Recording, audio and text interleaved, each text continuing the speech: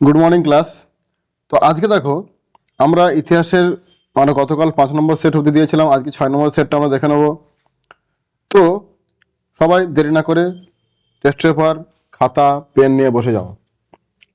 দেখো 6 নম্বরে প্রথম কোশ্চেন কি আছে, যে গ্রিক শব্দ হিস্টোরিয়া কথাটির অর্থ হলো, চারটের মধ্যে কি উত্তর হবে? সঠিক উত্তর দেখো আমাদের কিন্তু অপশন করাই আছে, ঠিক আছে? অপশন কিন্তু অনুসন্ধান, ইনকোয়ারি, ঠিক আছে?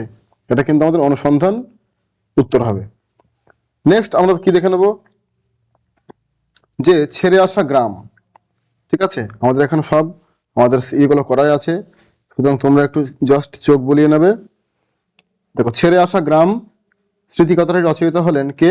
না দক্ষিণারঞ্জন বসু, ঠিক আছে? দক্ষিণারঞ্জন বসু। নেক্সট, মুক্তদার নীতি ঘোষণা করেন কে?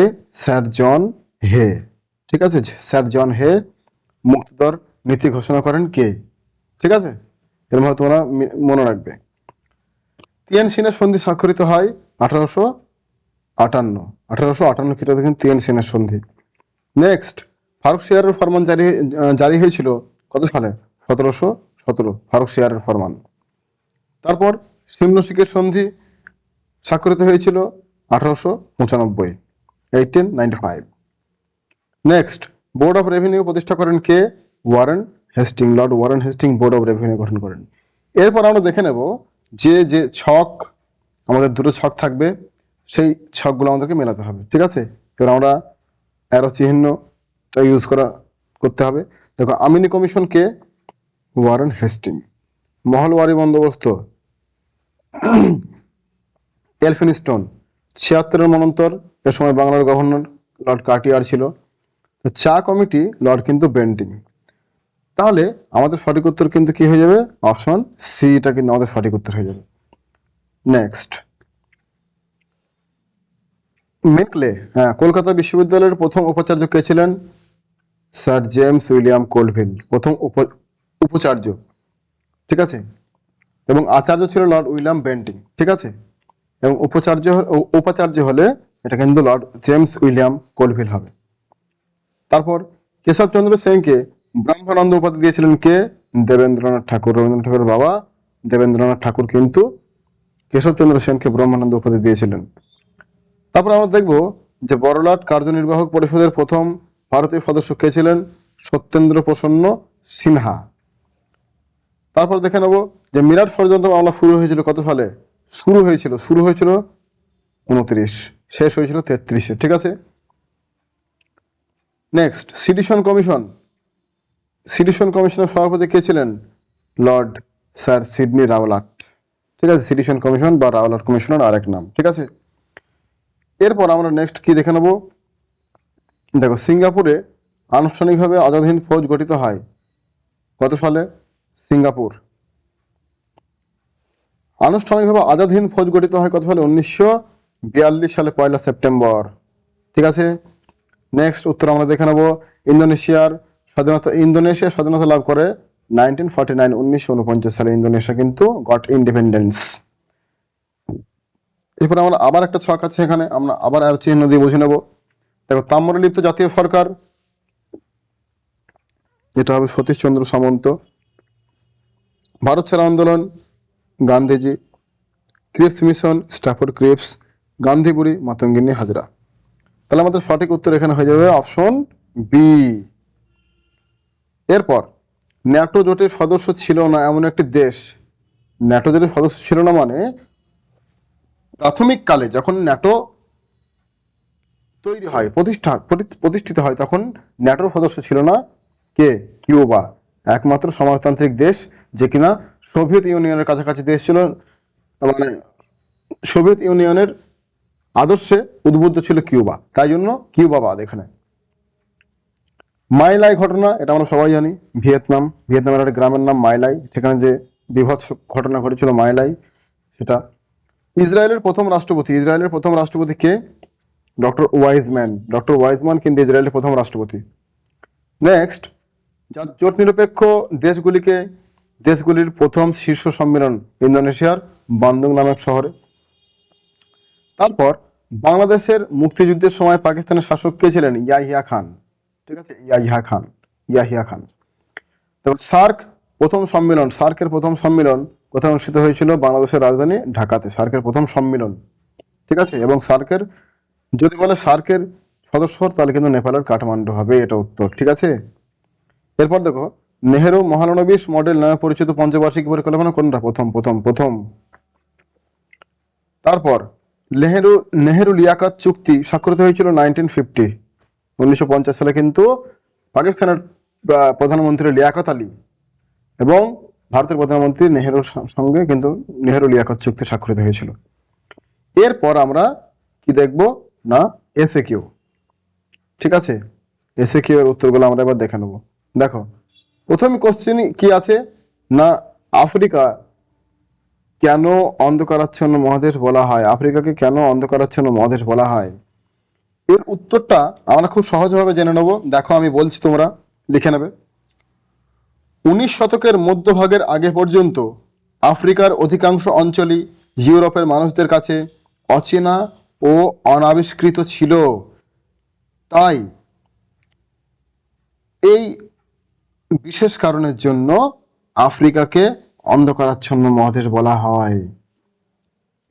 তারপরে দেখো, কবে কার উদ্যোগে বার্লিন চুক্তি স্বাক্ষরিত হয়েছিল? কবে কার উদ্যোগে বার্লিন চুক্তি স্বাক্ষরিত হয়েছিল? এটা হবে জার্মান চ্যান্সেলর বিসমার্ক এর উদ্যোগে 1885। ঠিক আছে, 1885 সালে কিন্তু জার্মান চ্যান্সেলর বিসমার্কের নেতৃত্বে বার্লিন চুক্তি স্বাক্ষরিত হয়েছিল। নেক্সট দেখে নেবো আমরা। দেখো, কলম্বাস কবে আমেরিকা মহাদেশে পৌঁছান? ঠিক আছে, কলম্বাস, ডেটটা তোমরা জেনে নাও, 1492 সালে কিন্তু 12 অক্টোবর। ঠিক আছে, 12 অক্টোবর 1492, 1492 সালে 12 অক্টোবর কিন্তু কলম্বাস কোথায় পৌঁছেছিল? আমেরিকা মহাদেশে। এরপর ইনকা সভ্যতা কে ধ্বংস করেন? ইনকা সভ্যতা ফ্রান্সিসকো পিজারো। Francisco Pizarro. ঠিক আছে, এরপর দেখো, কবে কাদের মধ্যে আলীনগরের সন্ধি স্বাক্ষরিত হয়? কবে কাদের মধ্যে আলীনগরের সন্ধি? ঠিক আছে, আগেও হয়েছে, আবার রিপিট করছি, 1757। ডেটটা কত? 9 ফেব্রুয়ারি 1757 সালে। কার কার মধ্যে? ব্রিটিশ ইস্ট ইন্ডিয়া কোম্পানির সেনাপতি লর্ড ক্লাইভ এবং বাংলার নবাব সিরাজউদ্দৌলার মধ্যে কিন্তু আলীনগরের সন্ধি স্বাক্ষরিত হয়েছিল। সম্পদের নির্গমন বলতে কি বোঝো? দেখো, আমি বলে দিচ্ছি উত্তরটা। সম্পদের নির্গমন বলতে কি বোঝো? এটা তোমরা এভাবে লিখবে যে 1757 খ্রিস্টাব্দে পলাশী যুদ্ধের পরবর্তীকালে যে বিপুল পরিমাণ অর্থ, যুদ্ধের ক্ষতিপূরণ, বাণিজ্য ও উপঢৌকন, এমনকি আরো পরবর্তীকালে বিদেশ পুঁজির লগ্নির গ্যারান্টি ও হোম চার্জ বাবদ ইংরেজরা ভারতবর্ষ থেকে ইংল্যান্ডে নিয়ে যায়, এটি ইতিহাসে সম্পদের নির্গমন বা ড্রেনেজ অফ ওয়েলথ নামে পরিচিত। যদি আমরা শর্টকাটে বলতে যাই তাহলে কিরকম করে বলতে হবে? এটা বলার ক্ষেত্রে, লেখার ক্ষেত্রে কিন্তু নয়। দেখো, পলাশী যুদ্ধের পর ইংরেজরা যে ব্যাপক পরিমাণে ভারত থেকে বিশেষত লুট তরাজ চালায়। ঠিক আছে, আসবাবপত্র, জিনিসপত্র, ড্রেন সবকিছু যে লুট তরাজ চালায়, সেটাই কিন্তু সম্পদের নির্গমন বা ড্রেনেজ অফ ওয়েলথ নামে পরিচিত। নেক্সট কোশ্চেন আছে, অবশিল্পায়ন বলতে কি বোঝো? উত্তরটা আমি বলে দিচ্ছি। অবশিল্পায়ন বলতে তোমরা এভাবে লিখবে যে ভারতে ব্রিটিশ সাম্রাজ্যবাদ প্রসারে সর্বাপেক্ষা বিষময় ফল হলো ভারতের চিরাচরিত ও ঐতিহ্যমণ্ডিত কুটির শিল্পের ধ্বংস। অর্থনৈতিক ইতিহাসের পরিভাষায় এই অবস্থাকেই অবশিল্পায়ন বলে। অবশিল্পায়ন কথার অর্থ শিল্পের বিপরীত অবস্থা। ঠিক আছে বন্ধুরা, তাহলে এইভাবে তোমরা লিখবে। তারপর দেখো যে ভাইকম সত্যাগ্রহ কি। এই যে ভাইকম সত্যাগ্রহ কি, তোমরা এভাবে লিখবে যে ভাইকম মন্দিরের সামনে দিয়ে নিম্নবর্ণের মানুষদের চলাচল নিষিদ্ধ ছিল। শ্রী নারায়ণ গুরু বর্ণ হিন্দুদের এই বর্ণ বিদ্বেষী প্রথার বিরুদ্ধে যে তীব্র আন্দোলন গড়ে তুলেছিল, সেই আন্দোলন ইতিহাসের পাতায় ভাইকম সত্যাগ্রহ নামে পরিচিত। নেক্সট আমরা দেখে নেব যে স্বামী বিবেকানন্দের রচিত দুটি গ্রন্থের নাম। ঠিক আছে, স্বামী বিবেকানন্দের রচিত দুটি গ্রন্থের নাম আমরা কি লিখব? এক নম্বর হচ্ছে বর্তমান ভারত, 2 নম্বর প্রাচ্য ও পাশ্চাত্য। ঠিক আছে, বর্তমান ভারত এবং প্রাচ্য ও পাশ্চাত্য, এই দুটি কিন্তু স্বামী বিবেকানন্দের উল্লেখযোগ্য দুটি বই বা গ্রন্থ। তারপর দেখো প্রার্থনা সমাজ কে, কবে, কোথায় প্রতিষ্ঠা করেন? প্রার্থনা সমাজ কে? উত্তরটা হবে আত্মারাম পাণ্ডুরঙ্গ। কত সালে? 1867 সালে, 1867। ঠিক আছে, কোথায়? না মহারাষ্ট্রতে কিন্তু আত্মারাম পাণ্ডুরঙ্গ এই প্রার্থনা সমাজ কিন্তু প্রতিষ্ঠা করেছিলেন। তারপর দেখো নাও যে কে কবে কুইমিংটন দল প্রতিষ্ঠা করেন? কুইমিংটন দল যেটা ইংরেজিতে বলা হয়। তাহলে এটা সঠিক উত্তর হয়ে যাবে 1912 সালে। 1912 সালে সান ইয়াত সেন। ঠিক আছে, সান ইয়াত সেন 1912 সালে। এটা কিন্তু কোথাকার?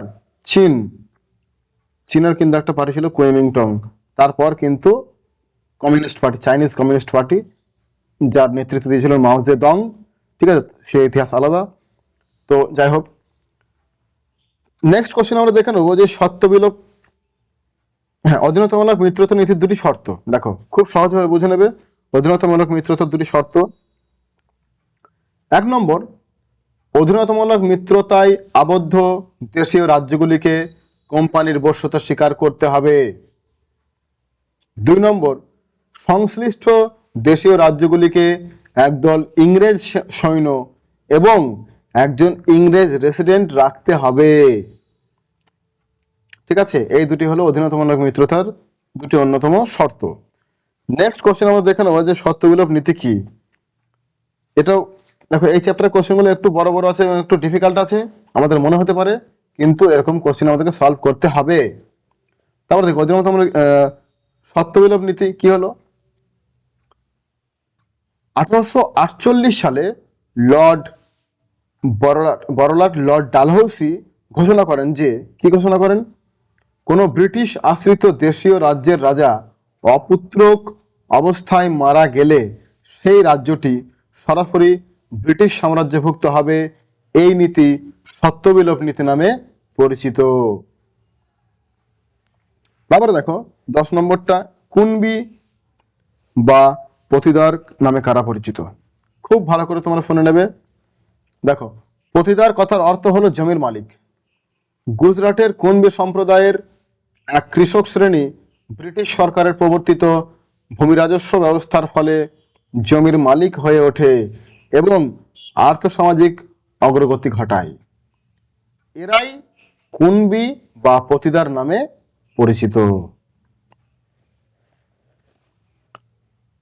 নেক্সট কোশ্চেন কি আছে, ভিয়েতনাম কবে স্বাধীনতা লাভ করে? ভিয়েতনাম কবে ইন্ডিপেন্ডেন্স ডে ভিয়েতনামের?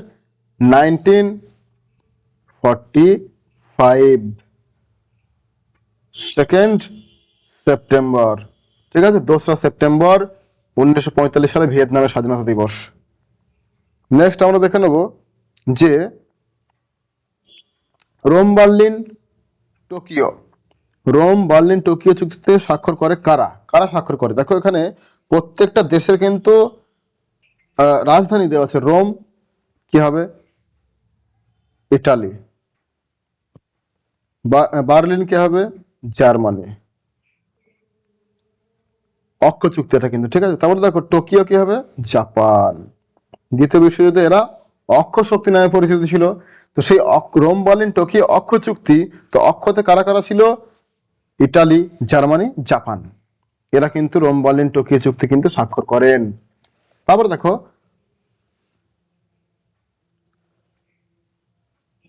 সিআর ফর্মুলা, সিআর ফর্মুলা কি এটা আমাদেরকে দেখে নিতে হবে যে সিআর ফর্মুলা কি। বলে দিচ্ছি, ভারতের স্বাধীনতা অর্জনে কংগ্রেস ও মুসলিম লীগকে ঐক্যবদ্ধ আন্দোলনে উদ্বুদ্ধ করার জন্য চক্রবর্তী রাজা গোপালাচারী এক সূত্র রচনা করেছিলেন, যা সিআর ফর্মুলা নামে পরিচিত, যেটি তিনি করেছিলেন 1944 সালে, সিআর ফর্মুলা। নেক্সট আমরা দেখে নেব যে